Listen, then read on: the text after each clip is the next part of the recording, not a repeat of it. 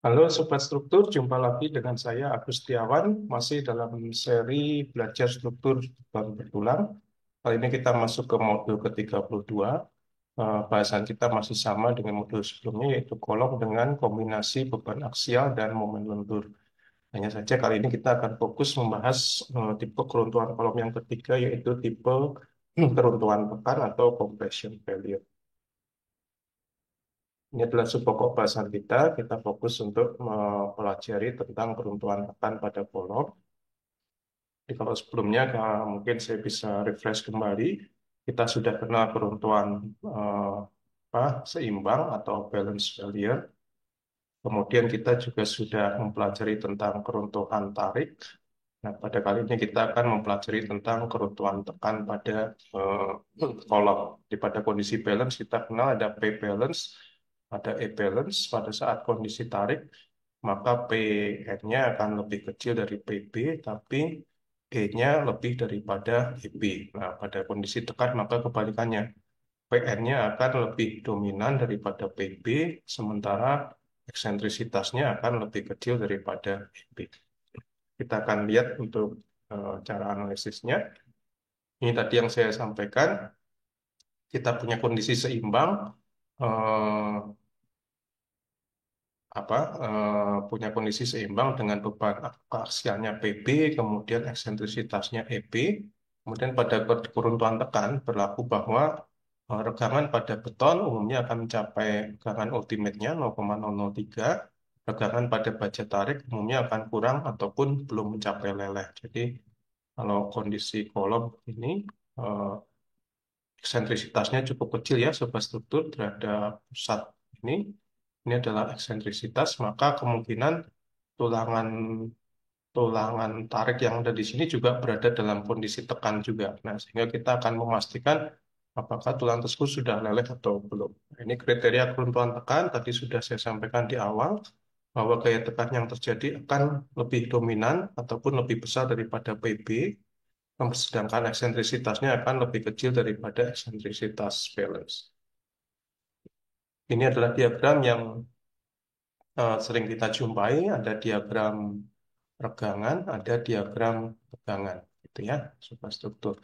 Untuk diagram tegangan kita punya gaya tekannya Pn, kemudian yang bekerja dengan eksentrisitas E terhadap titik beratnya, kemudian ada Cs, gaya tekan yang bekerja pada tulangan, ada Cc, gaya tekan yang bekerja pada penampang kolom beton, ada gaya T yang merupakan gaya tarik pada tulangan tarik AS. Nah, seperti halnya apa kaidah keseimbangan gaya, maka seluruh gaya dalam arah horizontal ini harus nol, sehingga Pn arah ke kanan kita kurangi dengan Cc arah ke kiri, Cs ke kiri, T ke kanan ini harus sama dengan nol, sehingga kita dapatkan Pn sama dengan Cc ditambah Cs dikurangi T, gitu ya. Cc, Cs, dan T-nya apa saja itu ada di persamaan ini. Nah, persoalan kita adalah bagaimana memastikan F aksen S dan Fs ini kondisinya sudah lebih besar atau belum daripada F yield. Jadi ini adalah kunci kita. Kita memastikan apakah tulangan-tulangan tersebut sudah leleh atau belum. Nah, untuk memastikannya kita bisa menghitung regangan pada tulangan tekan, ini regangan pada tulangan tarik. Jadi ini pada AS aksen, ini terjadi pada AS, gitu ya. Kita hitung eh, persamaan ini dari mana? Persamaannya dari perbandingan segitiga. Jadi kalau kita mau menghitung epsilon aksen S, maka kita punya ini adalah C dikurangi D aksen. Maka dengan perbandingan segitiga kita bisa mendapatkan epsilon aksen S-nya dan epsilon S-nya. Ini yang nanti akan kita cek. Nah, prosedur keruntuhan tarik bagaimana caranya? Langkah-langkahnya sudah disampaikan di sini. Hitung C balance dulu, kemudian hitung tuliskan keseimbangan gayanya. Tadi ini sigma H sama dengan nol, gitu ya. CC, CS, dan T-nya saya tuliskan kembali di sini. Kemudian ambil momen terhadap AS. Jadi seluruh gaya tadi kita ambil sum momennya terhadap ini. Jadi sigma MAS-nya kita ambil, ya. Nah, dengan menuliskan sigma MAS, kita dapatkan eh, persamaan seperti ini ya. Sigma MAS sama dengan nol, ya. Nah, sehingga dapatkan persamaan yang kedua begini, ini persamaan satu, persamaan dua. Nah, kemudian yang masih variabel dalam hal ini adalah C, gitu ya. Kita ambil satu C yang lebih besar daripada CB. Gitu. Kita ambil C-nya, sehingga kita bisa menentukan ataupun menghitung si fs-nya. Di fs-nya kita ambil seperti ini ya. Jadi kita asumsi sekali lagi ini masih asumsi suatu nilai C.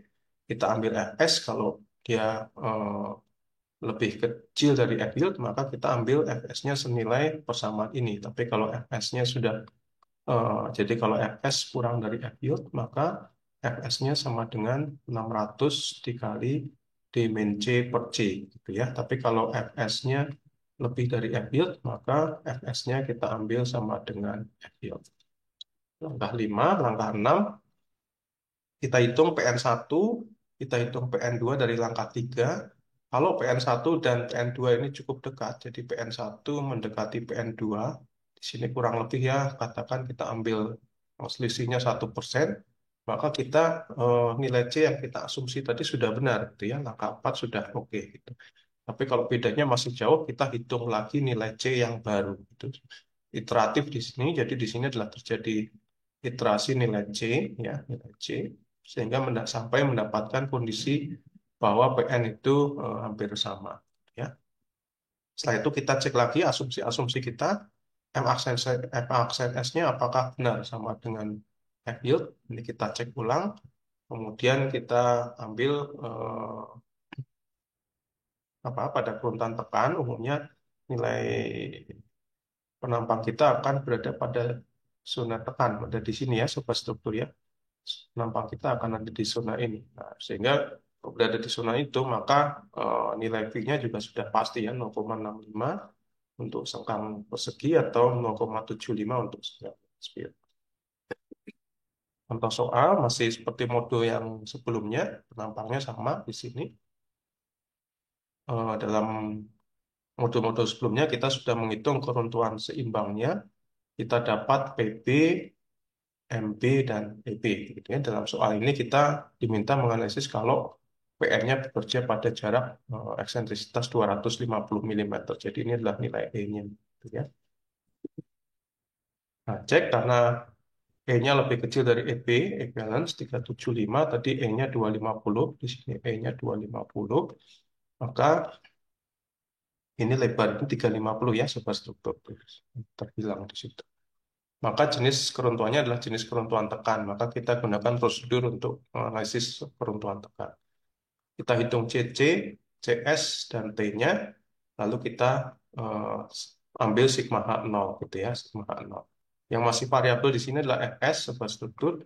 Fs kita hitung. Ya, Fs dengan persamaan ini kita hitung D min C per C, D min C per 1 gitu ya. D per C min 1.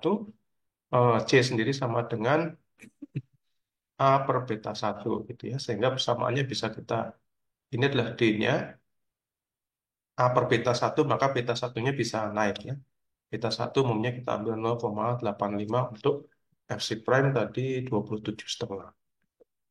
Hitung PN dari persamaan ini, jadi persamaan langkah ini, kita hitung PN-nya, masukkan E-aksennya.